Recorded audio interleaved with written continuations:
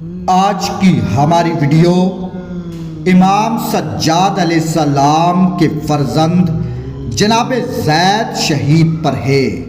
جناب زید آل محمد کے گھرانے کا ایسا مظلوم شہید ہے کہ جس کے جسم مبارک کو 5 سال تک سولی پر لٹکائے رکھا، پھر ان کے جسم مبارک کو جلایا گیا اور ان کے جسم مبارک کی راکھ کو بیابان جنگل میں ہوا کی نظر کر دیا گیا۔ جناب زید عرب کے برگزیدہ خاندان قبیلہ بنی ہاشم کے چشم و چراغ تھے۔ آپ کے والد کا نام امام زین العابدین علیہ السلام ہے۔ آپ کی والدہ کا نام حورہ تھا۔ آپ کے دادا کا نام امام حسین علیہ السلام تھا۔ جناب زید کا لقب حلیف قرآن تھا۔ تلاوت قرآن پاک آپ بہت کثرت سے کرتے تھے، جس کی وجہ سے آپ کو حلیف قرآن کا لقب ملا۔ جناب زید تاریخ آل محمد کی وہ پہلی شخصیات ہیں جنہوں نے واقعہ کربلا کے بعد ظالم حکومت کے خلاف اپنی جان کی پرواہ کیے بغیر اپنے سر کی بازی لگا دی۔ اس وقت کے ظالم بادشاہوں اور حکمرانوں کے ظلم سے لوگ پریشان اور تنگ آ چکے تھے اور ظالم بادشاہوں کے سامنے مجبور ہو چکے تھے، اور یوں خاندان رسالت کا ایک فرد ظالمانہ قوت کا مقابلہ کرنے کے لیے میدان میں آ گیا۔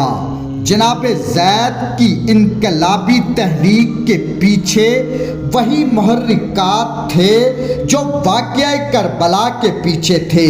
جناب زید کی یہ تحریک در حقیقت واقعہ کربلا کا ہی تسلسل تھا۔ تاریخ بتاتی ہے کہ 122 ہجری میں شام کا ظالم حاکم ہشام بن عبد الملک تھا۔ ہشام ایک ظالم بادشاہ تھا۔ اس نے شام اور کوفہ کے لوگوں پر ظلم کے پہاڑ توڑ دیے۔ جب ہشام بن عبد الملک نے خالد بن عبداللہ کو عراق کی گورنری سے ہٹایا تو اس کے خلاف تحقیقات کروائی، تو اس سلسلے میں جناب زید کو مدینے سے کوفہ بلایا گیا۔ ایک مدت کے بعد یہ پہلا موقع تھا کہ خاندان علی کا کوئی فرد کوفہ میں آیا تھا۔ لوگ کثرت سے ان کے ارد گرد جمع ہو گئے۔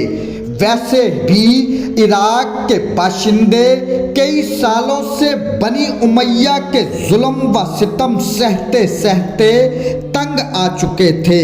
اب کوفے کے لوگوں نے جناب زید کو یقین دلایا کہ کوفے میں 1,00,000 آدمی آپ کا ساتھ دینے کے لیے تیار ہیں۔ اسی اثنا میں جناب زید خروج کی تیاریاں اندر ہی اندر میں کر رہے تھے۔ اس بات کی خبر ہشام تک پہنچ گئی۔ جب جنگ کا موقع آیا تو کوفے کے لوگ جناب زید کا ساتھ چھوڑ گئے اور جنگ کے وقت صرف 218 آدمی آپ کے ساتھ تھے۔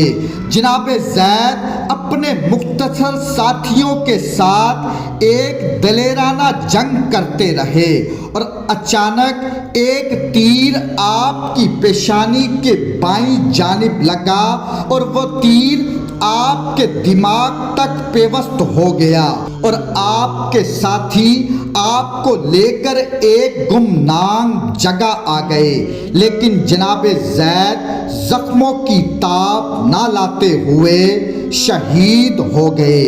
اب جناب زید کے ساتھیوں نے ان کو پوشیدہ طور پر دفن کر دیا تاکہ کوئی آپ کے جسم کے ساتھ کوئی بے حرمتی نہ کرے۔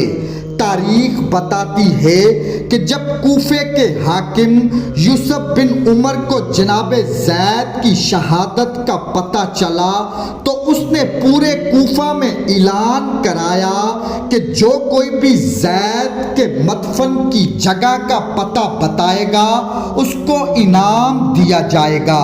لہٰذا ایک شخص نے آپ کی قبر کی نشاندہی کی۔ جب یوسف بن عمر کو آپ کے مدفن کا پتہ چلا تو اس نے اپنی فوج کو حکم دیا کہ زید کی قبر کو کھود کر اس کی لاش کو نکال لو۔ اب جناب زید کے جسم مبارک کو ان کی قبر سے نکالا گیا۔